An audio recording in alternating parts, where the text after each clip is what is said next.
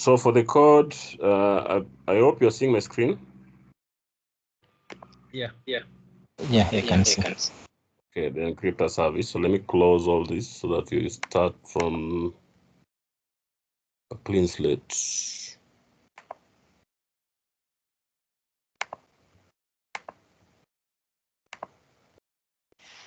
Okay, so we have the code structure on the left-hand side, as you can see. We have the backend, we have the front end, and then you have the Docker Compose setup. This will come later. It's something I'm still working on. So backend is the Laravel application. We collapse all this. Collapse. Okay.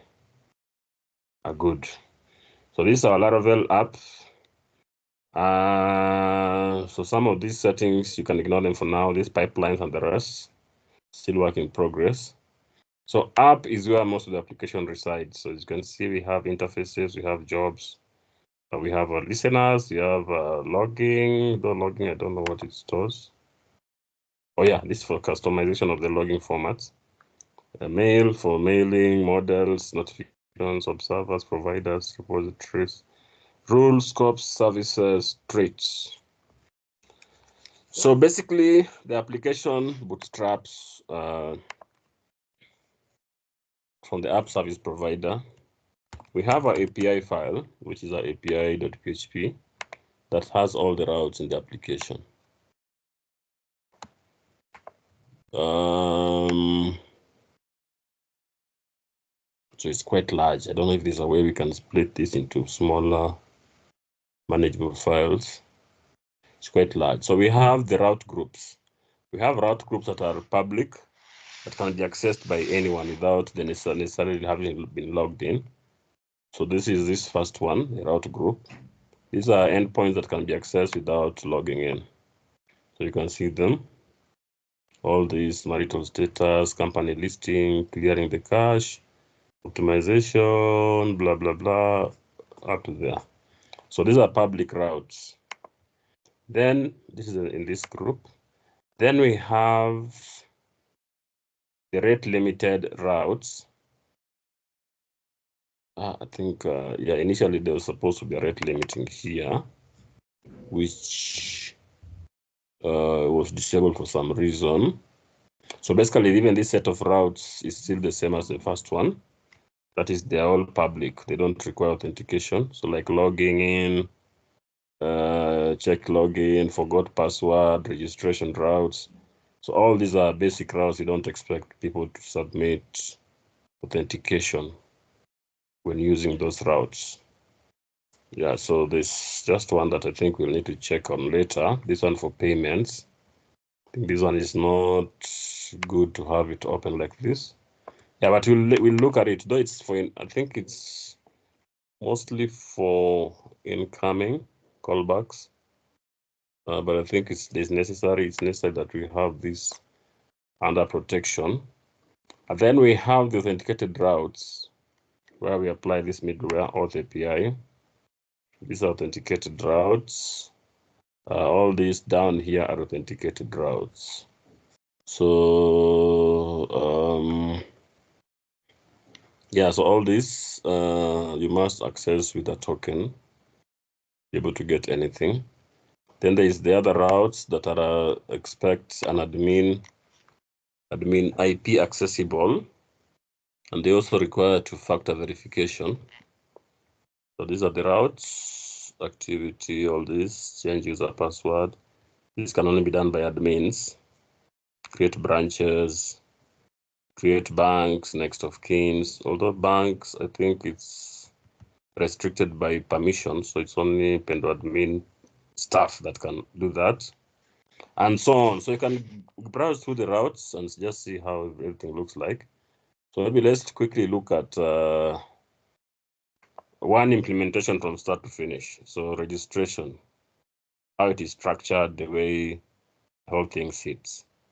So for registration, let's pick an easier one. I think registration might be a bit bulky. Okay, let's work with registration. So registration starts from here. So you just need to find where the registration route is. So register. Yeah, so here it is. So let me open this. So register controller. So the controller has, see, I'm getting some emails.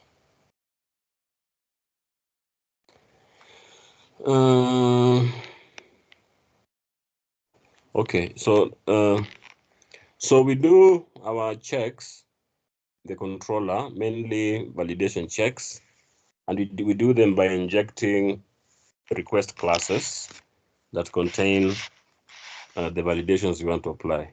So like, for example, if you're creating a new user here in register controller, when you're registering as a user, there's this create user requests that has all the validations you want to check. So here they are.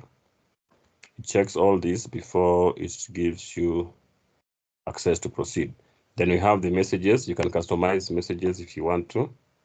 So like here, I want to check user type. If it's not in, you can see user type here, we said it must be in any of these three. You must either enter customer, employee, or vendor. So if you want to customize that message, we can do our custom translation. The same for gender. So gender also has, I think, 3 options, is it? Or there are only 2, male, female. Oh, so we are not sensitive to those who are neither of the 2. So male or female. So if someone has not entered any of the 2, this message can be overridden here, and you can write in your own message. Then the attributes, wherever a message is being written back to the screen, you can customize how these field names are represented. So you don't want the field name to go as first underscore name. You want to say first space name. Okay, so let's look at this validation. So validation happens to the translation module in Laravel. So we have it here. En. Okay.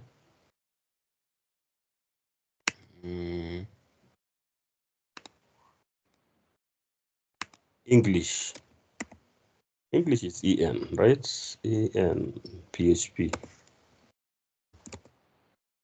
Or general. Yeah, I should look for general, actually. It should be general. Yeah, general PHP, yes. So these are the customized messages. So we wanted to make it central so that it can easily be translated if you need to do translations for our application in the future at some point. So user type in. So it uses a validation, user type not valid. So here you just come and check that, Control F. User type not valid. General. Okay, gender not valid. So this is validation, sorry, not general. So we need to go to validation, which is this one. So you can see under language English, we have under resources, we have auth, default circle, general, pagination, passwords, chariot circle, validation. So validation is where the user type not valid resides. So here it tells you, please enter a valid user type, customer, employee, or vendor, right? So that's what this validation does. So it does that for us, then customizes the message as appropriate. So once the message has been validated, here we are merging register equals to 1 to the request because you're using it later to do some checks. Then we are recalling the store method in the service class. So we have service classes. So controllers don't do the business logic. They pass the functionality of the business logic handling to the service class. So these service classes are, we instantiate them when you initialize the class in the constructor.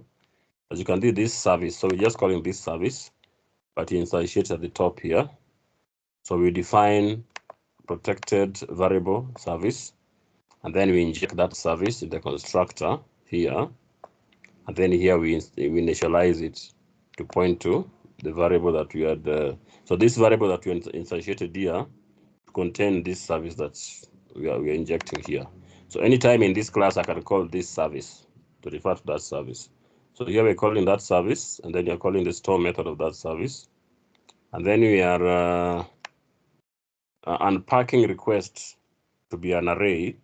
and send it to this method store. Then definitely if there's any error, so we are doing a try catch.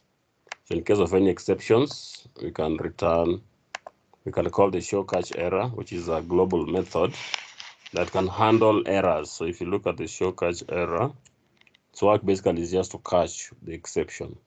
So it checks which exception has been passed and it formulates the appropriate message, right? So everything is handled in one place. So you don't have to write if-else statements everywhere. Then once everything goes through and the result is successful, definitely the catch will not be called. So it will come down here and return this message. So this is a custom method as well for returning JSON responses back to the caller. Right, so we have translation happening here as well. Some of these I'm sure you'll just go through by yourself, utapata through. So if you go to general object created, it's a general method or a general translation.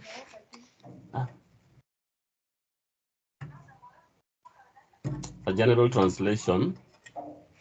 So its work is basically to pick, like here you can see, moment.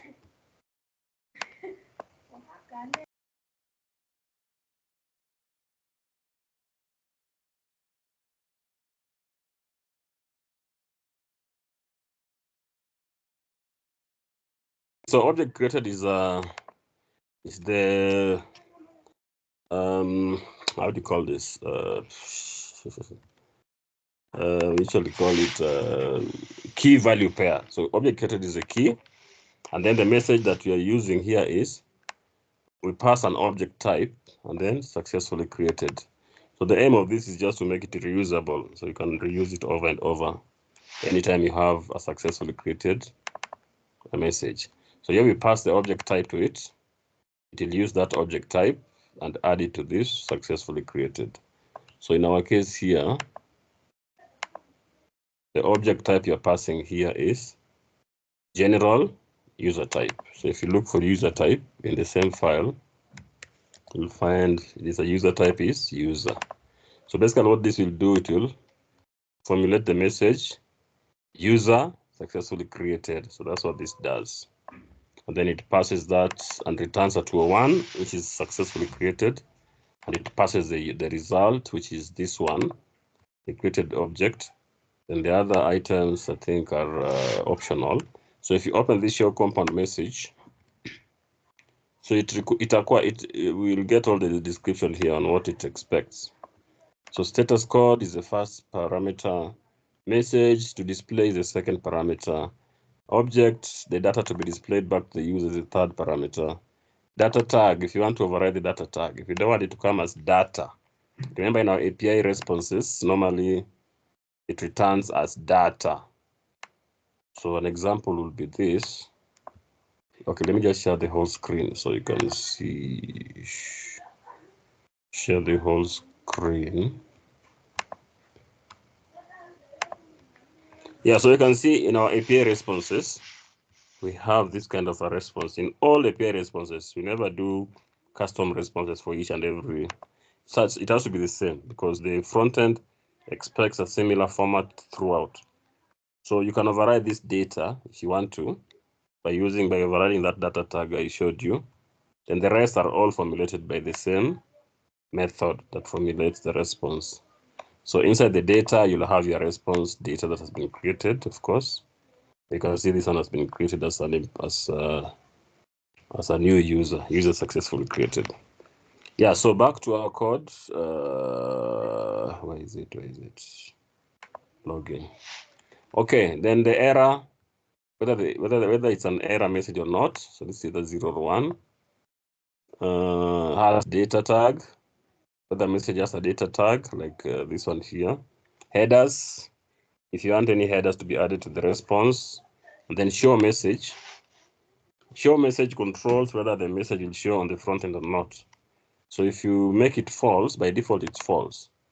That means if the endpoint succeeds, then the response will not display on the front end, right? How do I call it? Like it normally does a pop-up in some toast message showing that user has been successfully created. But if it's false, then that toast message will not fire. So that's the logic we put on the front end. Okay, so this is the general show compound message method. Just decodes the data, get the if no message is there, it defaults to a default. So you can see if there is no message, just a moment. Let me tell someone to stop making noise here.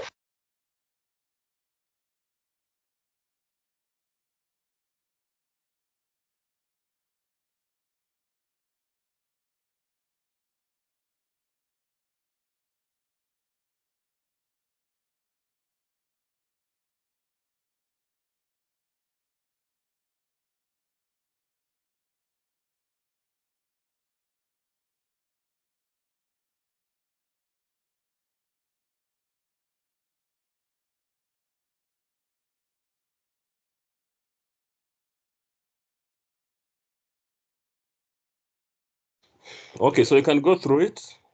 So get message text is just a general method that generates a message based on the status code. Yeah, so if the code is 200, there's a config we done for message 200 to 1, the same thing for all of them. So it's just a generic method. So I've tried as much as possible in doing the architecture of this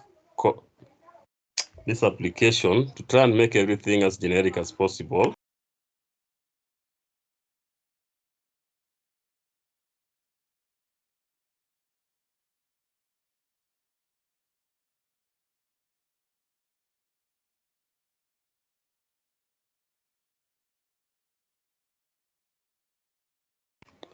So I've tried to make it as generic as possible so everything can be reused over and over.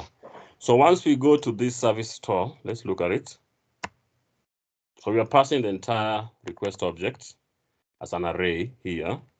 Then we do the usual, we check whatever we need to check, blah, blah, blah, do everything.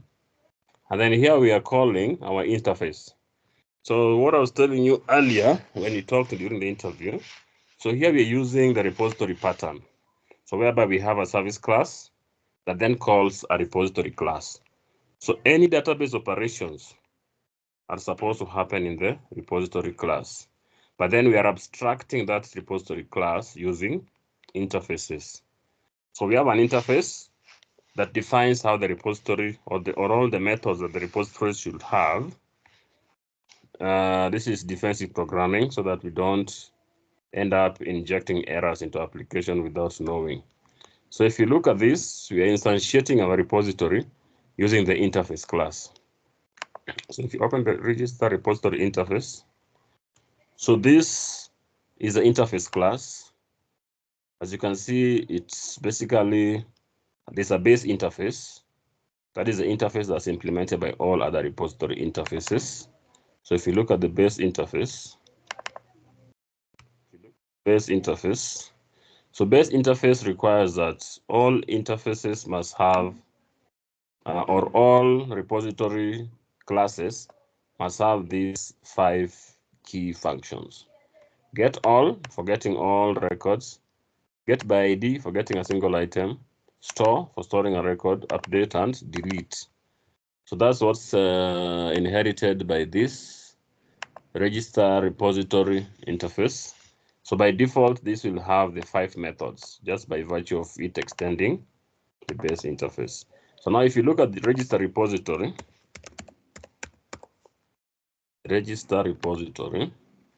so register repository, it now implements that register repository interface. Yeah, so here it is. So now here is where we do the actual database insertions and the rest. So to store, so here we also define the same method you've seen so far in the other classes. We inject all the stuff we need through dependency injection. So we're injecting the user model at the top, and then we instantiate a protected a property inside that class, inside this repository class, and then we assign that protected property to this user model injected here. So at any point in this class, I just need to call this model to refer to user model. So that's what is happening here. So anytime I create a new user, we just create a new user model, and then we check if password exists. So all this can be done from the model class, but we did them from here anyway. Then result is user creates and return the result. So this will fire listeners and events and listeners, because we're using the model class to call the create method. So if you go to the model class, that is for this register repository, we're using the user model. So if you open the user model class, the user model class, it extends authenticatable, right? The primary key is user ID. So since you are not using the ID as a primary key, you have to specify explicitly what our primary key is. And then the table is users. Then here we have some static enums just to define our user type. So we have the user type as our enum. And then here we specify which user type is it. Is it customer, vendor, employee? Then we do a more user-friendly name. Instead of returning someone a capitalized stuff like this, and make it more user-friendly. Then you make this to be fillable. The fillable fields are the only fields you can update. So that's how we restrict what can be updated. Then we set the date of birth attribute. So anytime there's a date of birth, it formats it in this format. Hidden fields, blah, blah. Then the relations. There's one thing I want to show, the create method, yes. So create. Yeah, so we did them in this file, although I think this could have been done in a base model class so that the code is not repeated over and over. So what we do here is this repository calls the create method, as you saw here. It calls the create method, which is that method I'm showing here. So if I control click it, it brings me here. So it expects an array of attributes or whatever it wants to store. And then here we are adding updated by and created by. This is a common method, public global method that basically extracts the ID of the currently logged in user and attaches to that request. So anytime you know who has created that particular record. So here it inserts the record into the DB, and everything goes successfully. It calls the user create event. So what you want to use the events for is to enable us to store an audit record, so that when time we store a new user, we have a corresponding audit record. So you know what time this user was created, anything happens like an update and so on, all these are audited. So anytime you open the audit table, you'll have all the actions that happened on that particular user account. And then of course we do it in a try catch so that in case of any exceptions, this can be caught here, can be thrown back to the repository. The repository throws it back to the service, then back to the controller, which then pushes it for logging. So it can be logged in the log files. Okay, so that's for creation. The same happens for update, as you can see. So for update, we basically just find the record we want to update, and update with the attributes that have been passed in. Yeah, and then pass a user updated event. That's all. Yeah. So for user created event, it's just an event and listening thing. So in the user created event, we basically just need to instantiate the event. So we are not doing how do you call it, socket based communications. So that's what this should also enable you to do, whereby if I update a record now and somebody else is also logged in, the way you see Facebook happens. If I'm logged in, someone else is also logged in the other side, and I type a message or I post a new update, the other person sees the update. They don't even need to refresh their screen. It just populates on their screen and they see it immediately. So that's what you need to work on and add. That's why I was saying we need to find ways of upgrading to Laravel 11 and try to see how we can use Laravel. It's called Laravel Reverb. It's actually used for that, for WebSocket-based communications. Okay, so once you create an event, that event will trigger a listener. So how does it know which listener to trigger? So you need to do an association there's a provider class that does this.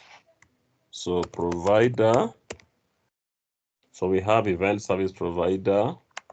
So event service provider, his work is now to link an event to a listener.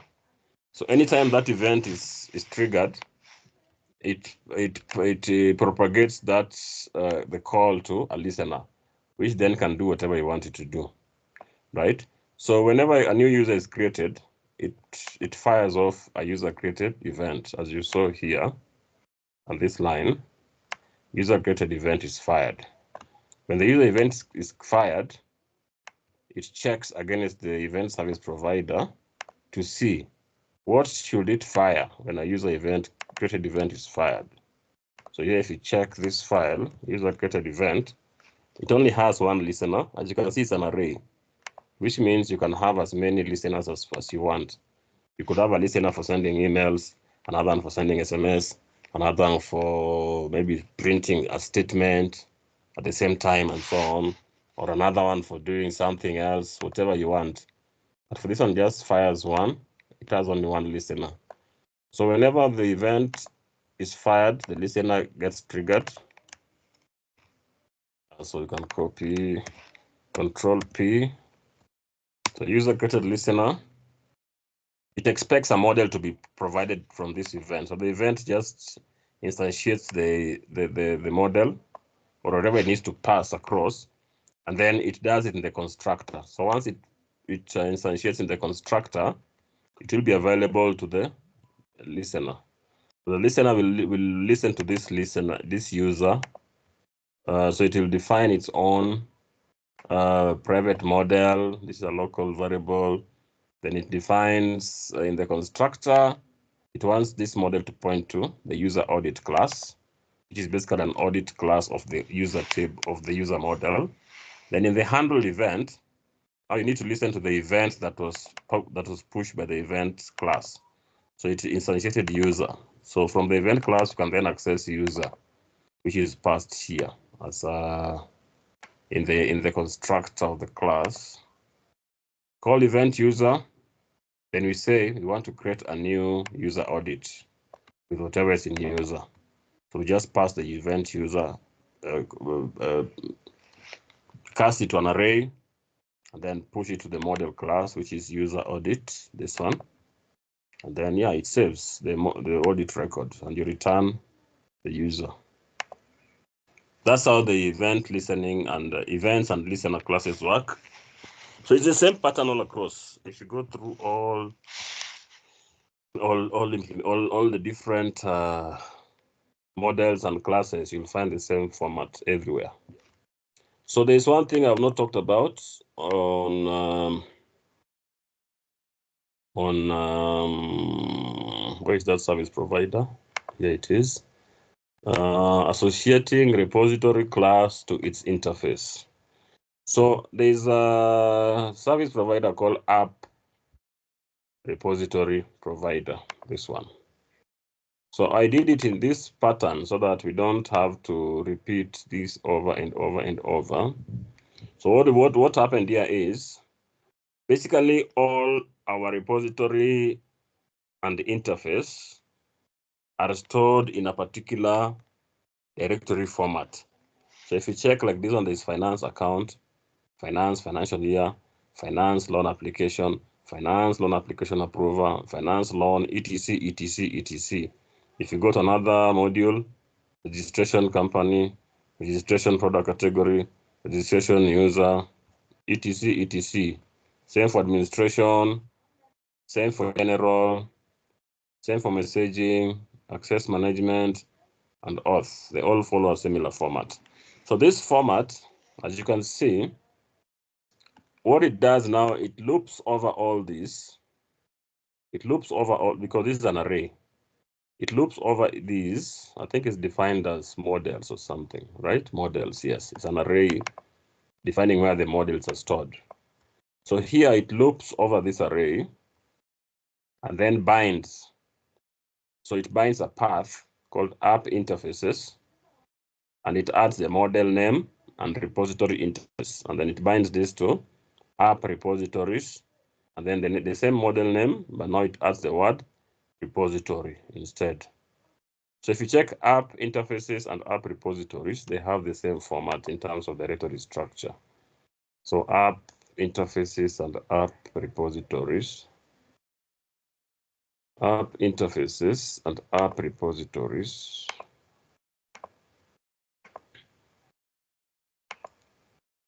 So app interfaces is here, this one. And then app repositories is here, this one. So if you look at the format, the way the directory structure is, you can see the success management, administration, auth, finance, general messaging, registration. Look at interfaces, the same thing. Success management, administration, auth, blah, blah, blah, blah, blah, blah. So what is happening here is it's binding an interface to its repository class. If you open, like, for example, access management, you can see there is permission repository interface. For this other one, there is permission repository, right? So it's basically just binding that app interfaces permission repository or permission, this is the permission model. It will be finance, permission, repository interface. It will bind it to app repositories, finance, permission, and then repository interface. A repository, sorry. So that makes the repository now to be bound to its interface, which means anytime you're instantiating that repository, it must obey the rules of that interface. So like, for example, if I was to go to, like now I'm doing the user, I'm doing user. So if I say user repository, and assume I fail to provide this store method, let's say I call it 222 something, immediately you can see the error has been caught because it's saying, if you look at the class method at the top, it tells you something is missing. App repositories does not implement method store. So that helps us to catch errors quickly when you're doing especially large scale programming like this, big project like this one.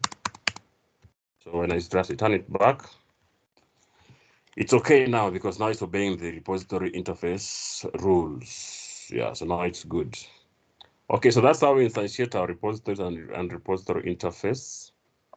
Then what else is there to be discussed here? The rest, I think you can just discover as you go. Traits, fairly straightforward. It's quite a large project anyway, so it requires a lot of thought in structuring. Otherwise, you end up with so much boilerplate code that you'll not be able to manage. So basically, that's the backend. The rest, I think you can just discover as you go. In case of any challenge, let us know. So we also have some of the common configs. We have a constants file that has most of the configs. Like if I want, images, no image full. If there's no image, I use this for scenarios whereby a user doesn't have an image. Front end, for example, if I go to front end here, and the login user doesn't have an image, so probably I can show the icon at the top, something like that. Yeah, so just discover how the whole thing is. Some things you learn as you go. You can't learn everything in one step. Yeah, so most of the things you just discover as you go. Yeah, some are throwing exceptions. I think there are some missing classes or definitions which need to be checked out. Expected type object, found repository. Expected type object, found repository. Item. Okay, I think it's just the doc blocks, PHP blocks, that has a definition specifying that its return type is an object. But anyway, those are things that can be debugged pole and sort them out. Yeah, so I think that covers it for the backend. Any questions? I see that they're using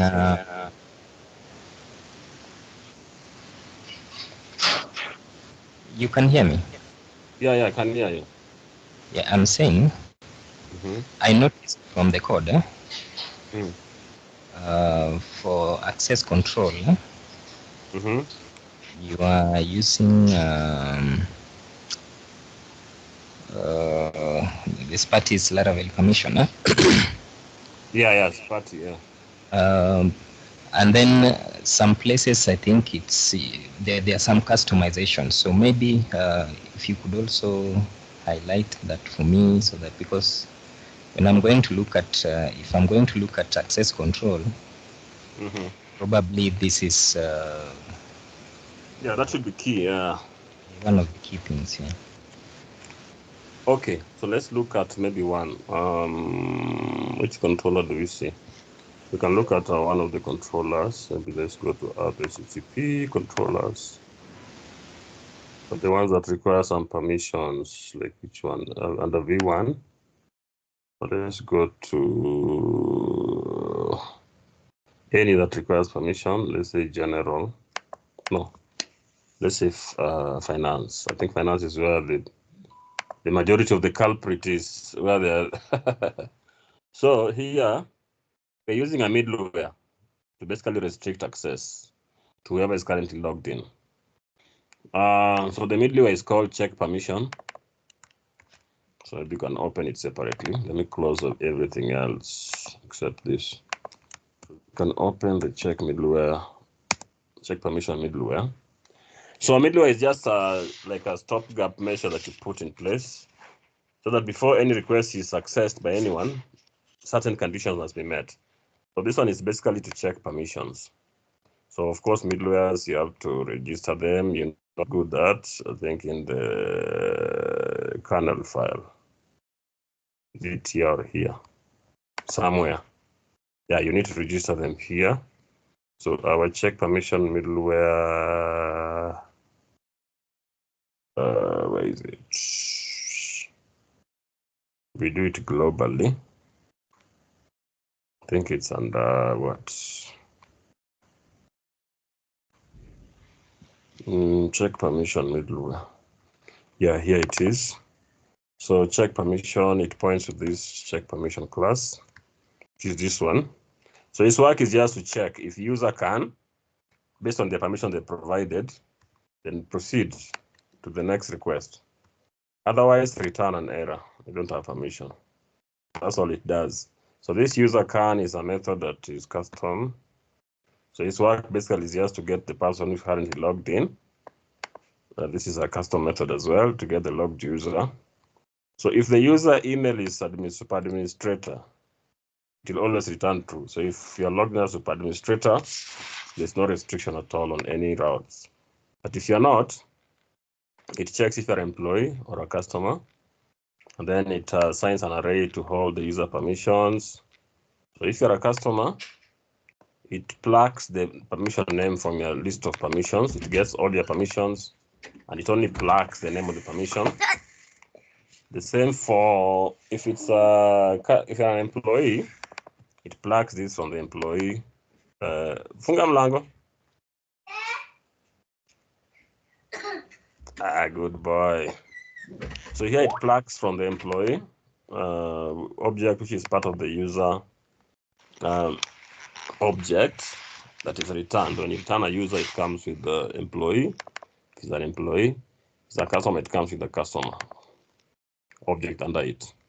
So it plucks the array of permissions, the name, the permission name from that, from wherever it is returned here, and assigns that to user permissions. Then based on that user permissions, we check if among your permissions that you have, because the permissions are returned when you log in. So among the permissions that you have as a user, does this permission feature anywhere in the required array of permissions? Because here you can see there's an array of permissions that are required for any particular route that you're accessing. So it checks whether your permissions, any of your permissions match any of the permissions here. So that's why we're using intersect. If none of that is true, it'll return false, and in that case, you'll get this message, forbidden access. So for every route, we use that check permission middleware and you specify the permission that you want to use to restrict access to this route. So like in this case, you can see we have a permission called view account, and this view account restrict access to only these permissions, to this method, sorry. So these are methods in this class. So if you look at get posting accounts, for example, you'll find it in this class. Yeah, this method here. So that basically is telling you that this method is protected by that permission. So if whoever is logged in does not have this permission, view account, then they'll be denied access to these routes, these 4 routes: index, show, get posting accounts, and get grouping accounts. For create account, if you don't have create account permissions, then you can't access the store method. It will throw an exception for forbidden access. Update account the same way, protects the update endpoint. Delete protects the destroy method, which is here as well, this last one. So that's how we handle it on the back end. It's that simple. Just do it from the controller level. When you're initializing the class in the constructor, this is where we do the access control for the backend. For the front end is slightly different. So this one you don't have to do much. What you need to do is just to have the view account method added into the DB. So you need to confirm if it exists in the DB. So one way to confirm is just to go to your list of permissions in the DB and check if that permission exists. If it doesn't, you need to do a seeder class to add that permission. So like here, if I go to permissions, because I realized some permissions are missing, and we had added them to the backend and frontend, so they were restricting access for no reason, yet the permissions don't exist. So you must make sure the permission. By the way, it's true. It's true. You may create some new users, but they can't do some things. I was wondering what's the problem. Any admin? Yeah, so some permissions don't exist, so you need to make sure they are aligned. You can see there is this view company, create company, delete company, delete company. So it's just the name of the permission and the object it's affecting. Like view, and it's affecting company. Create, it's affecting company. View, employee. Like that, for all of them, it's just the same format, the CRUD operations. So it's view, it's a CRUD, CRUD. Create, read, update, delete. So view is for reading, create is the C part, update is the U part, delete is the D part. For some, you may find approve as a permission. Those are slightly different. Like if you're doing something like approve loan application, that may have an extra one, which is approve. So not all of them will have approve, like approve deposit setting. Yeah, something like that. Right. So that's how the permissions are added. So this one, if there's no permission, then you need to add it via a seeder class. So let's look at one seeder. So we have seeder classes here. So seeder, let's look at one permission seeder. I think it's permission seeder, the finance one, for example. Yeah, so like this one is adding a new set of permissions. So just add, you can just copy one if you need to add one. You can duplicate any of these files, rename it, and add the permissions you want to add. So it's adding the name of the permission, description of the permission, the guard name is supposed to guard API routes. Created that now, updated that now, is hidden, false. So it's hidden normally is used for permissions that you don't want every other administrator to see. Only the super admin should see. Like creating banks. Those ones you don't want the bank admin, or not bank admin, sorry. SAC admin, you don't want them to be accessing such permissions. So those are highly sensitive permissions. Yeah, so the same thing for all of them. View, create, update, delete. Yeah, I don't know why some of them have, okay. I think this is also confusing, these spaces in between. So that means even on the front end, you need to call them exactly as it is. So if you put it without a space here, to be very different. So it has to be exactly as it is here. So I was trying to avoid spaces in these others, but just making sure it's just one word. This must have been done by Martin or something. Shares, transfer, and the rest. Okay, but that's how you go around it on the back end. You just need to add a CEDA file and then permission insert. Okay, just a quick one. The permissions, are they like they match every route, or there are some permissions that are not associated with any route? They match a route, because what you're protecting here is a route. Yes. It's a route that you're protecting. So if I can walk through the routes, I can easily find which permissions are missing or something like that. Yes, exactly. Okay, because I think maybe that is what Martin was saying. Since it appears maybe there are some permissions that are missing and they have been applied, that is causing the restrictions that are happening. Probably maybe because the implementation is done. As I was also looking at it, I felt the implementation is done. Maybe something is missing, like in terms of configuration or something like that. So is it okay if maybe I just walk through